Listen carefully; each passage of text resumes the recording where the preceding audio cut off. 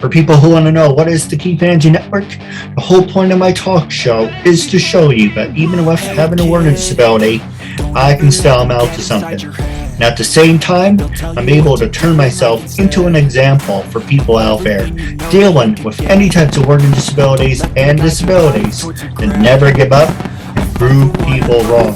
Prove to them that labels do not dictate who you are and who you're going to be, so prove to them to stand out to something.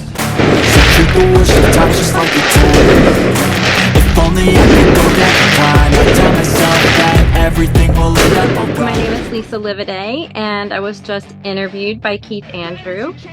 This was an awesome time for me, and I highly recommend being interviewed by him. And I also hope that you enjoy our episode and continue to watch Keith Andrew. Ladies and gentlemen, welcome to the KeithAndrewNetwork. It is 1003. That is right, 1003 episodes. As you heard from the recommendation, my guest has introduced herself, and let's jump in to the interview process.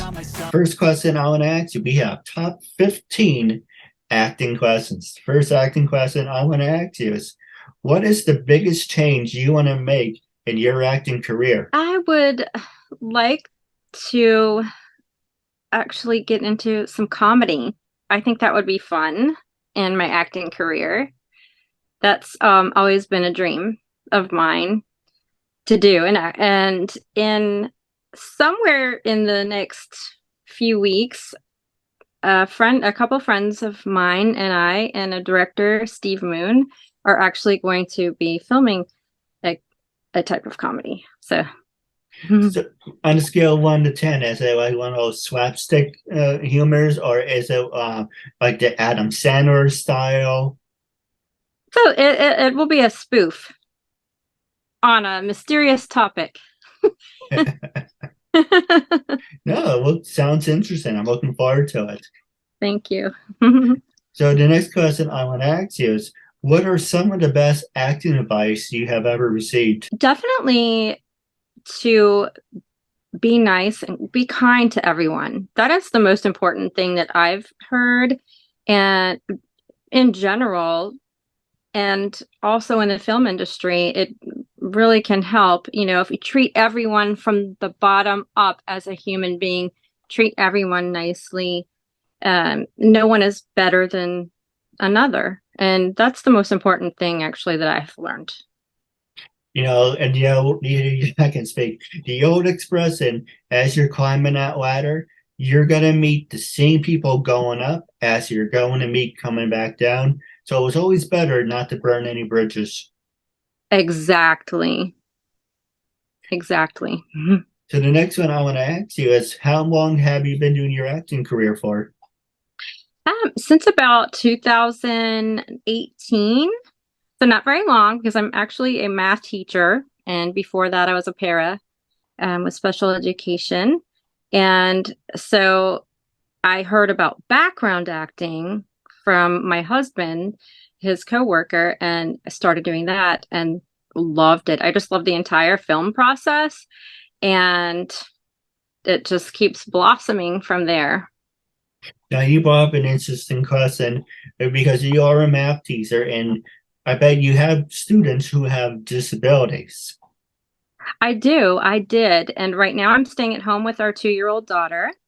And before that, it's been 2 years. I was a high school math teacher. And as I had mentioned a bit ago, I also was a para with special needs students in elementary school before moving to high school. And I love special needs children, and I myself have autism. So it's, you know, my students are angels to me, and especially my special education students. And I just love it. Yes, I have worked with many special education people. So. You know, I wasn't a problem child. I always consider myself a little angel, but most teachers see like I'm the problem one. But, you know, I try to have fun with everyone. I think if we change the way that we look at things, the things that we look at change. Have you ever heard that Yes. quote? And that's a really important quote to me. And it, I, we are all angels. And so if I lost track of what I was saying. Sorry. No, we're all angels. And let me just make sure I don't step on my tail or anything. I remember when I was growing up and I went to Pine Tree on the first day when I started. No, it wasn't my first teacher in Pine Tree. He was okay, a little of an ass. But the one I had after, on the first day, she called and I don't know why or what the hell her problem was. She called on the first day and said, "I do not like Keith. I do not like your child." Like, wow, this Wow. has got to be a fun 2 years. Right off the Yes. bat. Wow. Wow. And one of my other idiotic teachers said to me in I think it was my junior year or senior year, "Oh, Keith, we're not going to have any problems this year." I'm like, Jesus Christ. And no offense. And then I Jesus, totally get that. and it's like, it's the first day at 7 in the morning. I just walked through the door and you're already in my face. I Anyways, know, like I like give you a chance, right? I used to tell my students, especially because I taught geometry and algebra too. So a lot of my students I actually taught for 2 years in a row. And if I had, if they were challenging and, got in trouble, maybe cheating or this or that in the classroom the year before, that was really important to me, was the first day of school the next year, if they were in my class again, to not call them out, but to say, in my greetings that this is a new year, yeah. right? It's a new year and a new beginning, and everything that's happened in the past is gone. So yeah, that helps. I totally get what you're saying. Well, let me For ask you, some. if I may. I bet because you did mention you have kids, but I want to use you and your daughter for an example. Did you ever have say, for me, my teachers always picked on me, so I bet your kids have a lot of stories about. Have you ever thought like the teachers were out to get you because every day? Sometimes. Yeah, sometimes. I remember for me or for my students. Oh, both. For me, yes, I had a teacher like that in high school. I would sit there. Actually, I would try to be really quiet, and there were a lot of talkers around me. And she was actually trying to quit smoking, and she was really grouchy. And she yelled at me one day for talking, and I was just sitting there like being an angel. And yes, it was like I was her target. Yes, I totally get that. But not to impose. And I apologize. pardon? Oh, I tried to have fun with Zebulon, but I didn't mean to impose. Oh, that's totally fine.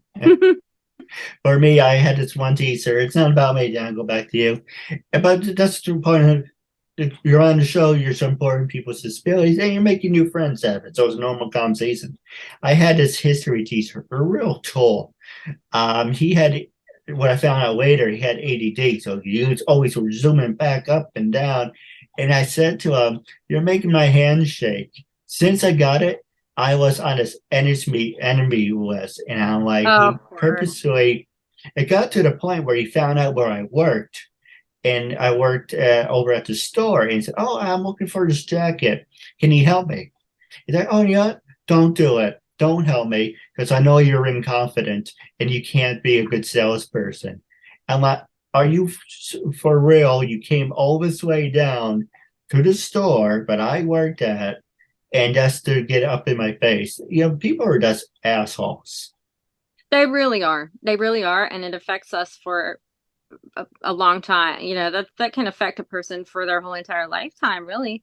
My husband had a teacher like that, and one of his teachers told him that he was going to amount to nothing. That's what I can he relate. told him. Yes, and so he carried that around with him his entire life, and he still brings it up every once in a while. So yes, so I'm like super careful to watch my words, and especially with young people. No, absolutely. And I didn't mean to get off on topic. I do That's apologize. okay. So the next one I want to ask you is because you mentioned you're a school teacher, so this one would be perfect for you. How comfortable are you speaking in front of a group of people?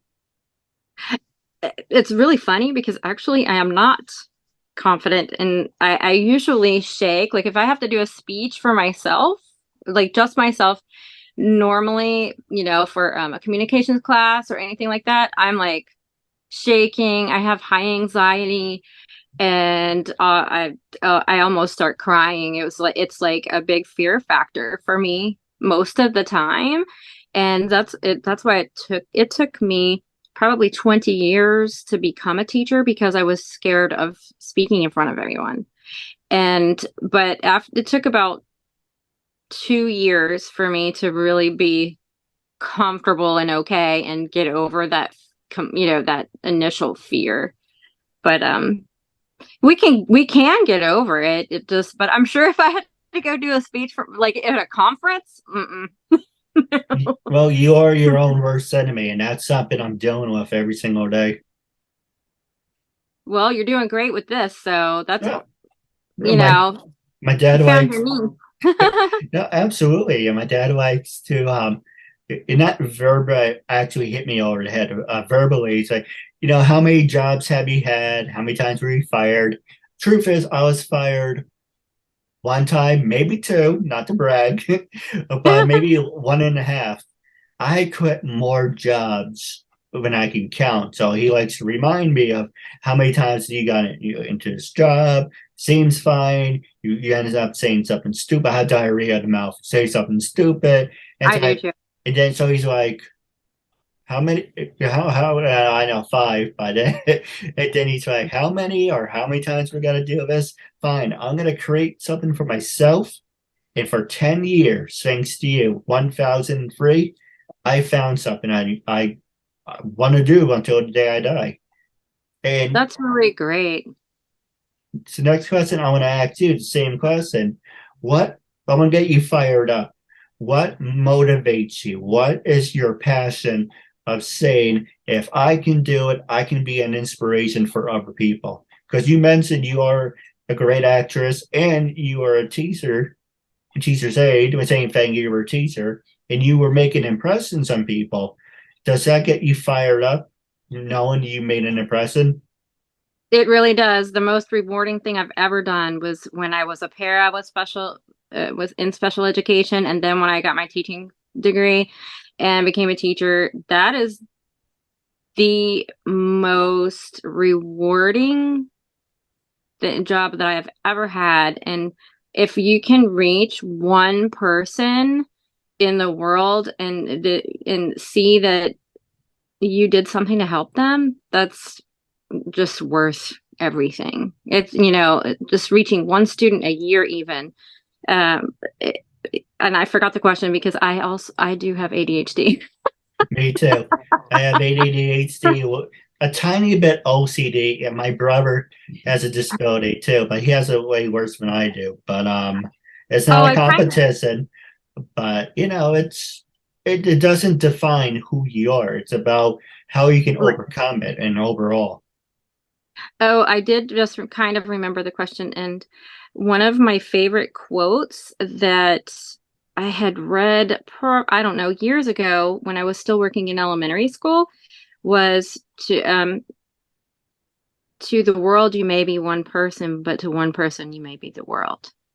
And that is what I strive to do each day is, when you go into the grocery store, and the cashier's grouchy, we never know what's going on in their lives and their background. Like their husband may have just died, or they might be in an abusive relationship, or like we never know. And so I do inspire, like I strive to impact the world by being nice to each individual and trying to maybe help someone else to smile for a second. If I see that they look like they're in a bad mood or distraught, someone, even if I don't know them in the store, just maybe say a few kind words or smile, and you can see their face light up and change. That's really important to me. No, you're absolutely right. I used to work in a retail store, and they always say, we chose your line. And I'm looking at you, by the way. So if the camera looks like I'm looking elsewhere, I'm actually looking at you. I'm still working it so that I look straight. Because if I I look at totally get you, that. I'm looking at myself. And, I'm not that, I'm not ugly, but I know I just stare at myself. I'm doing the same thing, so don't worry. I'm going back and forth looking at the camera part and then looking at it and like, oh, which way should I look? So I was saying that when I worked in a retail store, people used to come on my line and because everyone, you probably had coworkers right to say, I hate this job, I don't want to be here, this kid's an asshole, blah blah blah blah. But you come on my line, all right, you're always standing here with a smile on your face and you look so happy. And what's your secret? Sometimes I tell them, sometimes I don't. My secret is I think of sarcastic things to pass the time. Plus, I have stories later on, but it depends. You have the first 10 seconds to make an impression on yourself. It doesn't matter if you're having a shitty day. If someone on your line you don't know for a hole in the wall, it's someone really important. And later on, you quit your job, you go and meet them again down the road. They're going to remember you, say, I remember you from that other place and you looked so miserable. Why should we hire you if you're going to be the same person over here? So for me, always smile, always be professional because you don't know who you're going to meet. And as I said, when you're going up that ladder of success, you're going to meet the same people going down. So you never want to, turn over the wrong rock or burn a bridge because that will backfire. Speaking from Exactly. experience. That's so very true. So the, And also if someone does bother you, on the other flip side, I always told my students, just say it in your head. Just, you can say whatever you want in your head. Just don't say it out loud. that's true. One of my lines is, well, they put me on the do not rehire list anyway. Long story. I used to work over at Target, and a long story about that. That was my stupidity. But this woman said, we're going to get you fired. And at the time, I'm like, oh, no, no, I'm so sorry. Now I'm like, someone says that, like, go ahead. I don't want to be here anyway. I'm going to call your bluff. But There you go. at a different time of looking at things. But the question I want to ask you is, was there any funny stories that you wanted to share? And for an example, I have one, but this is not about me, this is about you. Do you have any funny stories? Do you have any funny pranks that you pulled on anyone? Oh, geez. That's when I get on the spot. That's when I forget everything. My mind just goes. Let me think. Something funny. Where did you ever walk into an situation where you could have used it for your advantage, but you said, you know what, I'm going to be a better person and just let it go? Oh, I've done that a million times. I always try to let stuff go because, yes, I don't like conflict too. Yeah. So most of the time I do let things go. Um, oh, geez. Maybe let that swim around in my head for a little while. I'll think of something funny. It'll come to me. Yeah, I got one for you if you want to hear it. Okay. For me, in my freshman year, I think actually for my whole high school career, I hated changing in the changing room. I hated changing Mm, next to people. So I used to change in the bathroom stall. I always said in the bathroom stall, you had somewhat of privacy. But I asked my right. gym teacher at the time who I liked, is it okay if I change in the office? And he's like, yeah, that's fine. Of course, the other gym teacher who's an asshole, because he is, I had to deal with him since I was the age of 4, 5. Never liked me, never liked my brothers. So he was one of those jock people who think he can get away with it, all that. Well, Mr. Big and Bad. Now Right. he's Mr. Unemployed. Anyway, but and there's a time where I he gave me the key to go in the office and I can go change. At the same time, and I still debate if, looking back, maybe I should have used it to my advantage. He came out and he was wrapped in a towel because they had a bathroom in the office just with a shower. That wasn't the problem. The problem was he was showering with another teacher. So Oh, geez. if I really wanted to start something, I could have said, "Oh, he was in there with blah blah." But at the time, I didn't want to do any conflicts. But the more I think about him, not in that way because I don't swing that way. The more I think about how he treated me over the years, I said, "You know what? I should have really stuck it to him because you meet people in life that were gonna make an impression on you. Well, what's the expression? You're going to meet people in life that God puts there for a reason, that they're meant to be, or they're here to teach you a lesson. And they're just there to take up space. It's one of those two things.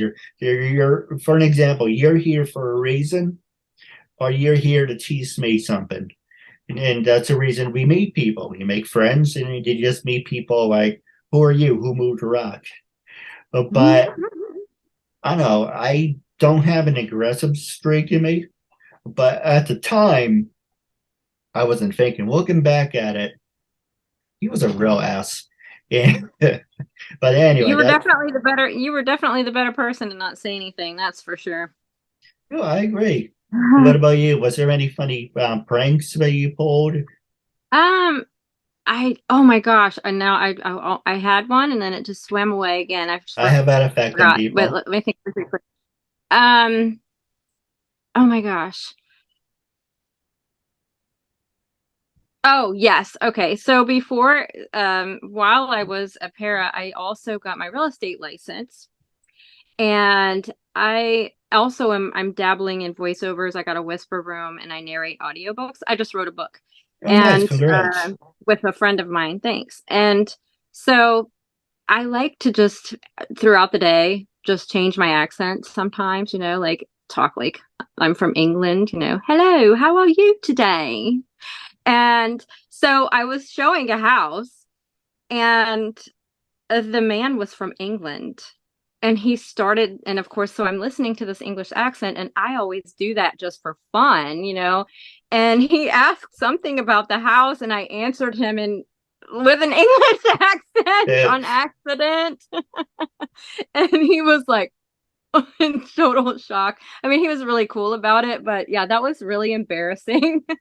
And I was like, and look at these wonderful windows, aren't they lovely? So oops. That well, was you do pretty it funny. perfectly. Thank you. You That bring was up. funny. Oh, go ahead. I'm sorry. That was funny. I was just saying that was embarrassing. We mentioned doing audiobooks. Do you also write? I do. So a friend of mine and we recently wrote a book. It's see what happens to my brain when I start it just goes blank. The House with No Address, and it's a scary book, and so I've always wanted to, so I am a writer too. Yes. In short.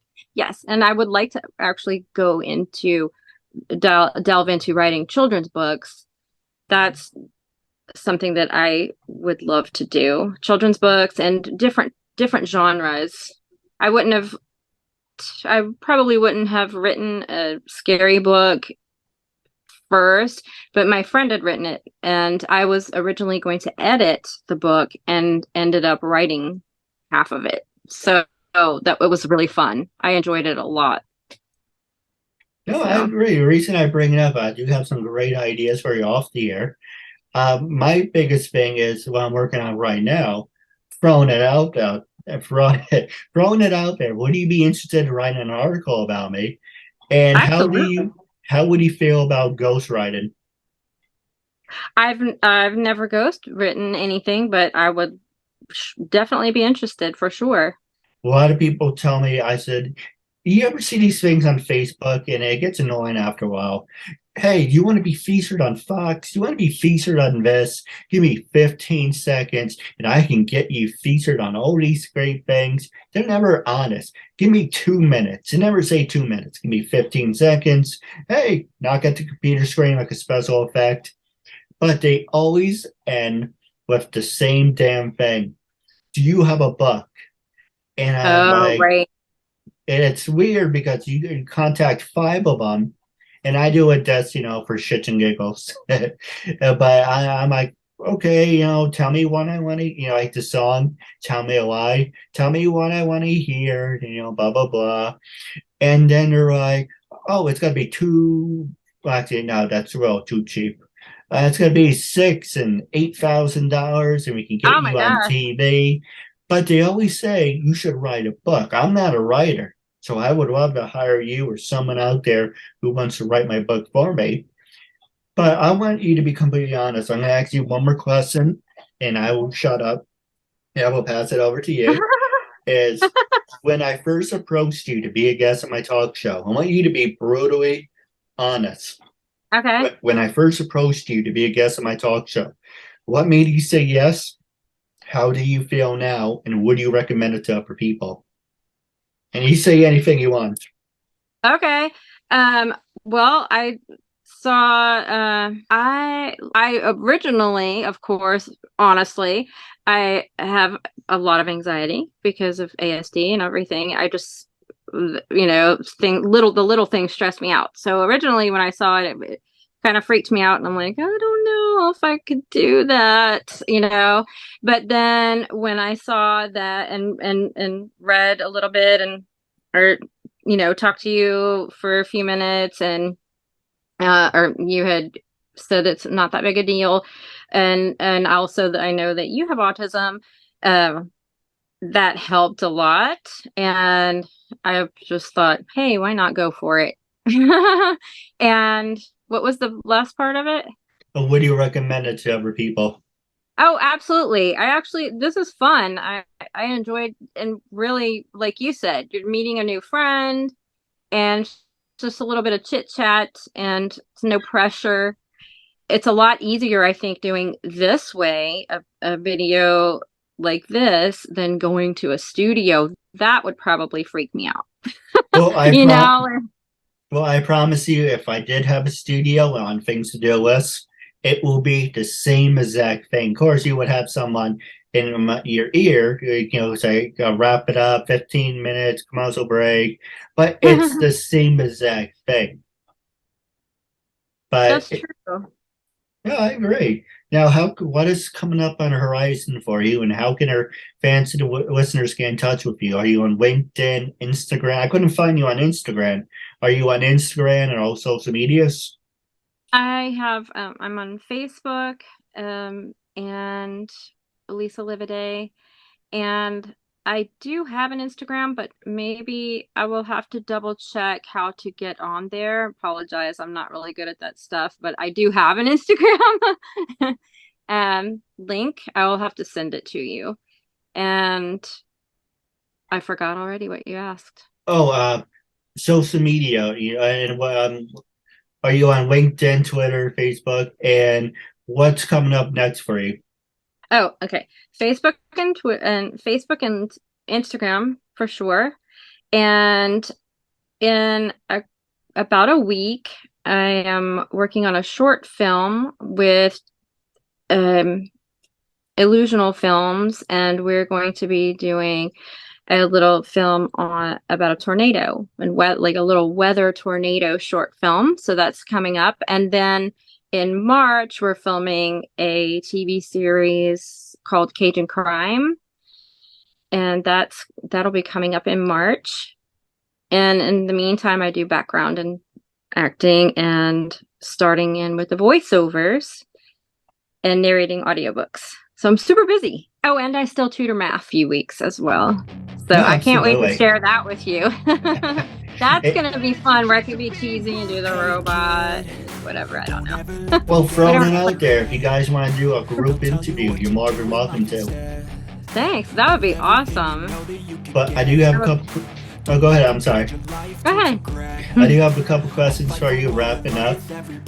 But with that being said, this will be played on all social medias for us to do a part 2. Our goal is to reach 100 and more views. Until then, it was an honor and privilege, and catch you later. Thank you, and thank you for supporting KeithAndrewNetWork.